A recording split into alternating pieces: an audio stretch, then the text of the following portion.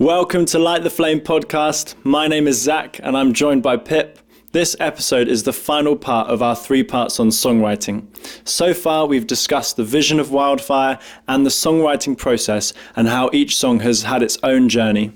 Pip, tell us about these last 2 songs and how their journeys are slightly different to the rest. Yeah, these last 2 songs, like you say, they slightly differ from the rest of the EP, I guess, or the rest of the songwriting section. These 2 songs were finished, or so we thought, and then as production began, we really felt the Lord prompting us to change some of the lyrics and melody, and even down to production itself. But yeah, so Zac, why don't you kick us off and actually tell us about the first song, which is called I Am Ready. Yeah, let's start with that. This song has been one that we've come back to over and over again, and one that we've had to keep working on and going through together. And it was born out of a story of a follower of Jesus wanting to be available to God. Pip, tell us this story. Yeah, well, like you say, this story is literally, it was born out of this one time I was cycling home from work when I was back home in Leicestershire with my family, and I was cycling home, and I just noticed her and her young son on the side of the road, they were walking along the footpath. And so I got off my bike and I started walking with them and just having a chat. And I remember she began to open up to me, and she just told me that she really felt like the love of Christ chasing her down at that moment, and she felt like she was on the brink of something. But it was her that was stopping it from happening. And so she just needed to be available to God and say to him, that she's ready and willing to do whatever. Yeah. And it also includes, this song also includes some of our personal journey with God and how we've moved from the brokenness of the world into being made fully alive in Jesus. And we came back to this song not too long ago. And it has now come to life again in a new way, I think. And I think just before we move on, it's really important to remember that all of these songs have, they're specific, we have stories and we have scripture attached. But I think Pip would agree with me that all of these songs can really speak to any situation or any person. And that's the beauty of these songs, that they have these specific, really intentional stories and areas of the Word of God, but also they can just speak to anyone in any stage of life, wherever you're at. So yeah, let's move on to the last song, Every Idle Fool. This song has a very different story, yeah. Pip. Why don't you tell us about that? Yeah, so like you say, completely different.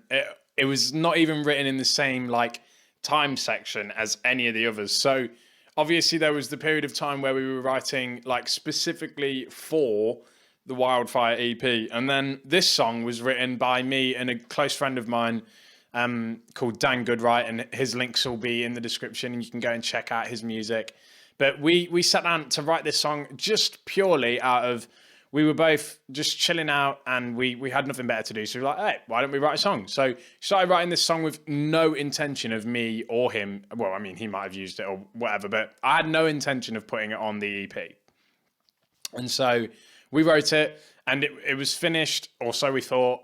And so it just got sort of put in the, it was just put on the back shelf, we weren't doing anything with it. And then I remember just this one time, I was at church and I just had this idea. It must have been in a conversation or something. I just had this idea of maybe I could throw it on the EP, maybe it'd work. So I went home and I was thinking about it and praying about it. And I'd been producing the actual demo for it just so I could show Dan, hey, I had this idea of this song, if anyone wanted to produce it or do anything with it. But as I started to work on it more and more, I just really felt the Lord saying you need to, this is for Wildfire. And so I was like, okay. So I started talking to Zac about it, and I showed Zac it, and he'll tell you sort of his thoughts on that song at that moment. But essentially, I spoke to Dan recently, within the last 2 weeks, and was like, hey mate, do you mind if me and Zac work on this? Because we want to really refine it. And, and I feel like the Lord's saying let's work on it. And he was like, yeah, mate, go ahead. So me and Zac started working on it. and we changed so much of it, but it just fits so well. But yeah, Zac, what did you think about it when I first showed it to you? Yeah, I thought it was a great song. I loved the song. What I was sort of concerned about, and we spoke through this together, was that because it was written in a very different situation, and it wasn't written for Wildfire originally, then I wasn't sure. I thought it was an amazing song, but I wasn't sure whether it would fit under that vision. But what we've done over the last few weeks, as Pip said, is we've brought that song and we sort of pulled it under the vision of Wildfire, and we almost rewrote some of the sections. And yeah, we came back to the song and looked at it, how it would work under this vision, and it really, that I think that happened. That's what we've done to the song. All of these songwriting sessions that we did for this song, and this is another interesting thing, this song, Pip and I have never played this together in person, which is really strange. But we haven't done that, and we rewrote entirely on video calls. So Pip, why don't you tell us, how do you find songwriting on video calls? Yeah, man. Songwriting on video calls is just a completely different experience to songwriting in person with that person in the room. Because, I mean, you've got, obviously, start off with the fact that you're not together. You're both completely isolated. There's two people across however, how far the distance is, I don't know. But each time you're not in the room with them. So that affects everything immediately. You can't bounce off of people the same way. You always end up accidentally talking over each other because no one knows, because everything's, how it is. And so there's that. And then on top of that, because of the fact that you've got the latency of talking to someone through a video call, you can't play the song together, which is like a massive thing. Like Zac said about how we wrote the other songs in the EP, they came out of worshiping with the song together. So we played through each song that we wrote so many times, just worshiping with it and lifting it back up to God. And so the fact that we couldn't do that affected it greatly and made it really weird. I mean, it was just so weird. The way it ended up working was I would have an idea and I'd play that to Zac on the guitar or keys or whatever we worked on. And I was like, hey, mate, what about this? Play it to him. And he'd be like, either yeah, that's sweet, or nah. But then he'd be like, oh, well, why don't we do this? And play another idea back to me on the guitar. And I'd be like, yeah, sweet, that works. Let's write that in. And so you've got something. And it builds really slowly.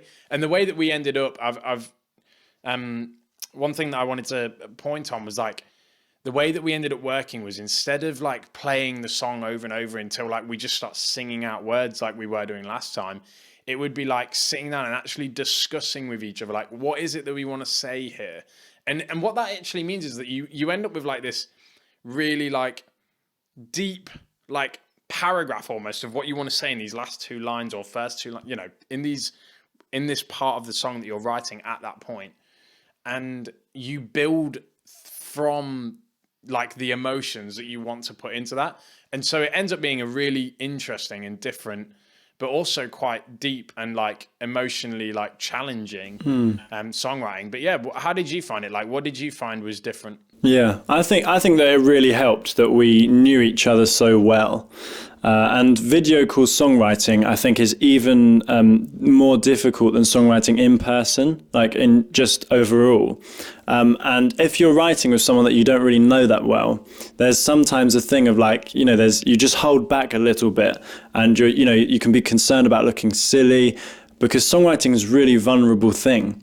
And what the thing that happened, and the way the Lord moved through this, is that because of our friendship, it just made it so much easier just to share ideas, and we weren't scared about what each of us would think of each other. There was nothing like that. It was just, we want to write songs that bless the Lord's heart, and we want to bless the church, the world with these songs. And yeah, so I think that was really important to this video calling adventure that we were sort of forced into. Next episode, we're going to be diving into the effect of friendship and the importance of relationship in this project. Thanks so much for tuning in. Follow our Instagram, the Wildfire Instagram, and subscribe to the YouTube channel. All the links should be in the description, and we'll see you in the next episode.